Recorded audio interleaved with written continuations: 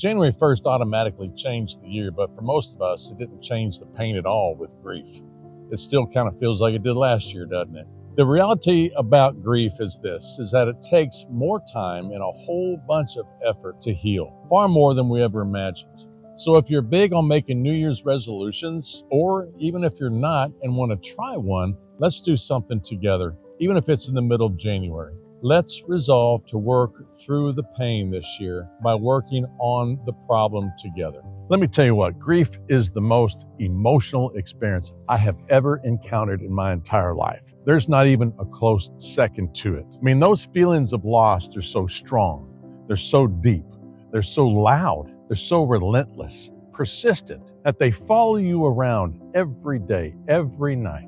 And then they begin to form some sentences in your mind that give you some pretty bad advice on how to silence those feelings, or how to drown them out, or how to sleep or work them off, how to run away from them. And it seems to me that most of our effort in dealing with grief is this futile attempt to kind of distance ourselves from the emotional pain that it causes. Here's something I want you to think about. What if grief isn't solely defined by these lingering emotional episodes? That all those feelings and emotional episodes of grief are just sensations. They tell you something greater. They're telling you that something greater has to be addressed. They're that red engine light that comes on your dashboard. You know what I'm talking about. It's always pointing you that there's some needs that need to be addressed or something bad's going to happen. And putting black electric tape over that red light doesn't fix the problem, does it? I mean, the red light's purpose in the car is to point you to a greater problem. Feelings during our grief are pretty similar. Our emotions are not the problem. They are the symptoms to the problem. And much of our grief work really is trying to address the symptoms and not the problem. So what is the problem? I think that's kind of obvious. Your loved one is gone from your sight and you want them back. That's a problem. And you don't know how to move forward without them. That's a problem. And you're probably not even sure if you want to. That's a really big problem.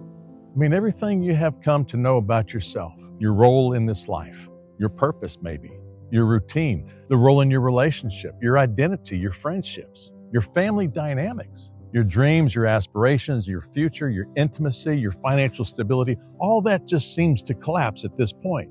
And the sensations you feel, my goodness, they're so numerous that it kind of starts to overload the circuits in your mind and causes a lot of anxiety. You got to deal with guilt and anger and lostness, disbelief, fear, uncertainty, doubt, just to name a few. These are symptoms to the problem, not the problem itself. And logic tells us that if you address the problem despite the feelings, then those feelings will change over time. The solution to the problem is not the solution that we want. We want our person back exactly the way we remember them to be. And that's a problem. That's a major problem. Now, we also may assume that healing from grief, it just takes time until all these emotional episodes kind of disappear. Then we'll be normal again, whatever that means. At least that's what people close to us constantly tell us. People who haven't grieved tell us. And so we just kind of wait. We wait until those symptoms disappear or when they just magically vanish. And when they don't, we start to pull back even more. We start to wonder, something's wrong with me. I must be broken. I must be stuck. I should be over it by now. So we start to isolate ourselves or pretend to be okay around others and give the appearance that we are healing. Meanwhile, that red engine light is illuminating in the darkness of our grief. It's causing more fear, more uncertainty about our future, more doubt than ever before. Those feelings associated with grief, they're pointing you to a problem that needs to be addressed. And folks, I'm not going to lie to you. This is going to serve as the greatest challenge that you may ever face in your life. And the greatest obstacle within this challenge is learning how to follow the lead of what your brain is doing for you. Your brain is teaching you how to continue to have a relationship with the person you lost. You know, we live in this seeing is believing society where we can only believe what it is that we see. So if you can't see it, hear it, or touch it, then it doesn't exist. And so you're told just to move on from your loved one or just get over it. You have to forget them and not be affected by their absence anymore. But let me tell you something. Love does not work that way. In grief, out of sight is never out of mind. We may not be able to see them or hold them or hear them, but let me assure you this: their love never leaves you. Their love stays with you.